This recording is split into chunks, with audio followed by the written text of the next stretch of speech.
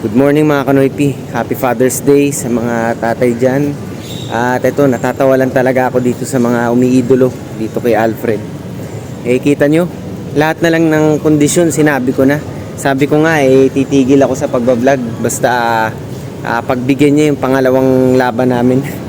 Pero wala ako nakikitang dahilan para humindi siya Unang-una yung live nga dun sa page niya siya na nga ang kikita dun hindi na ako pinagbigyan ko na. At ito pangalawang beses, 'di ba? Ma-monetize na naman ng video ko sakali. Ano pa bang dahilan niya, 'di ba? Ilang minuto lang 'yun.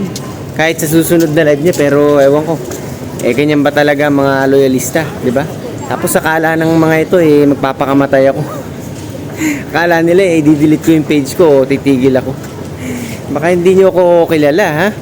Isang beses lang kung nagbalak mag-suicide nung ninakaw yung 3 milyong pisong halaga ng ginto ko dun sa Netherlands last year, ha? Pero wala nang ibang dun, suicidal attempt pagkatapos nun. Ha? Dahil dyan sa ganyan, yung pinalalabas nyo na yan, ako yung natalo sa debate, ha? Na dapat tumigil na ako sa pag-vlog. Alam nyo, sanay na ako sa ganyan, di ba? At salamat nga ako sa inyo dahil talagang binibigyan nyo ng atensyon na makipag-engage sa page ko. Ayan, di ba? Pero hindi nyo ako mapapasuko sa ganyang klase ng mga estilo. Nung active pa ako sa showbiz noong 2014 sinira din ako ng napakaraming tao, libo-libo. Hindi nila hinintay yung side ko. Pinagmukha akong masamang tao sa buong bansa, di ba? Pero ano nangyari sa akin, hindi naman ako nagpakamatay nun 'di ba? Mas masakit pa yun nawala yung ginto 3 milyon ha? Tapos hindi naman to ginagawa ko para sa sarili ko o sa pera Ito ang may pagmamalaki kong paulit-ulit. Hindi ako binabayaran ng kahit sinong Duterte dito o kahit sinong kalyado ng Duterte, wala. Mamatay man ako ngayon o kamag-anak ko, kahit anak ko, wala nagbabayad sa akin. Yan ang pinagmamalaki ko dahil ito para sa bansa to. At proud ako kahit na pagbalakan nila ako dyan, di ba? Ito na nga pinagbabalakan nila akong gibain sa mga gantong paraan dahil alam nilang pausbong ako, di ba? Pero hindi ako susuko dahil para sa bansa ko, kahit napalayo na nga ako sa pamilya ko di ba? Father's Day, hindi ko kapiling yung anak ko dahil yan sa pakikipaglabang ko sa droga at anomalya dun sa lugar ko sa Makati noon. Mag-isa ako lumaban noon. Wala akong hinihinging kapalit.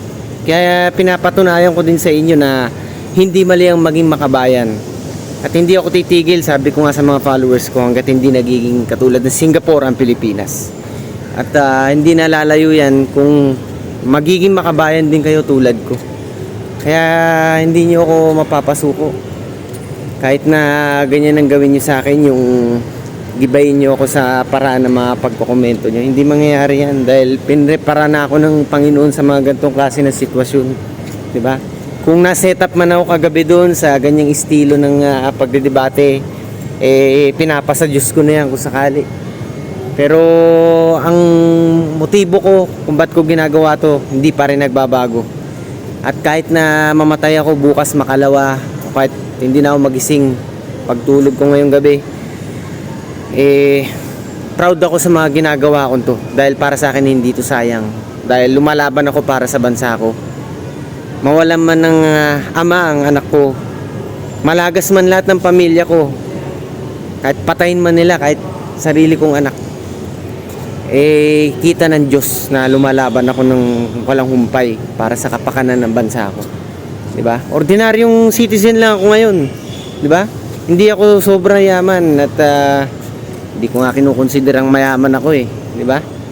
Kita nyo, ordinaryong citizen pero lumalaban para sa bayan. Kung karamihan sa atin ganito ang gagawin, di sana asensado na ang bansa natin ngayon, di ba? Kung ganito sana talagang napapanagot na natin ang mga korap na politiko sa atin kung may willing na maging matapang at magsalita na katulad ko. Yan ang sinasabi ko sa inyo.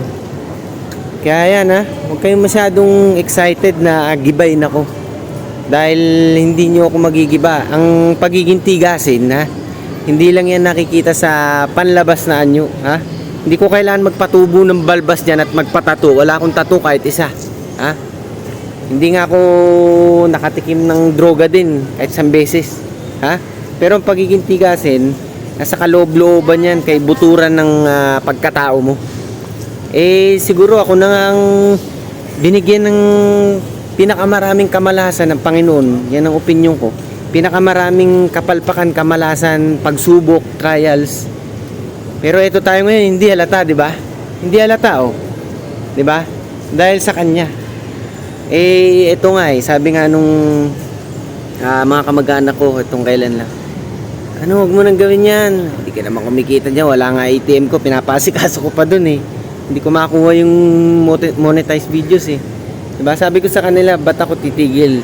Kahit mapahamak ako sa mga ginagawa ko to, sinalba na ako ilang beses ng Panginoon. Diba? So, anong mawawala sa akin? Diba? So, ayan lang mga Kanoypi. Ito mga to, yung mga loyalistan to. Ha? Salamat sa inyo. Fans ko na kayo sa ngayon. Ha? Magsama-sama tayo balang araw pag ang Pilipinas naging katulad na ng Singapore. At ayan, magiging at peace din tayo someday. Pero sa ngayon talagang paninindigan ko na si Tatay Digong talaga ang isa sa mga pinakamagaling na presidente sa kasaysayan ng bansa natin. Sa loob ng 6 years, siya yung pinakamaraming nagawa sa opinion ko. Pinakamaraming naipatupad yung mga na-pending na projects ng mga past presidents bago sa kanya. Na yun, nabuo niya yung mga proyekto ay sa katuparan dahil sa kanyang political will. Yung peace and order and safety ng bansa natin, yung talagang peaceful yung mga kalsada noon, safe na safe lumabas kahit gabi. Napakalaking bagay na yan. Nung nasa crisis tayo, nung COVID pandemic, ang dami. Hindi ko na ma-mention lahat, sobrang dami. Ha? Kaya yan mga Kanoypi, tsaka sa mga loyalistan to. Kalma lang kayo, ha? Dahil matira matibay yan ang masasabi ko. Let's see who will be the last man standing.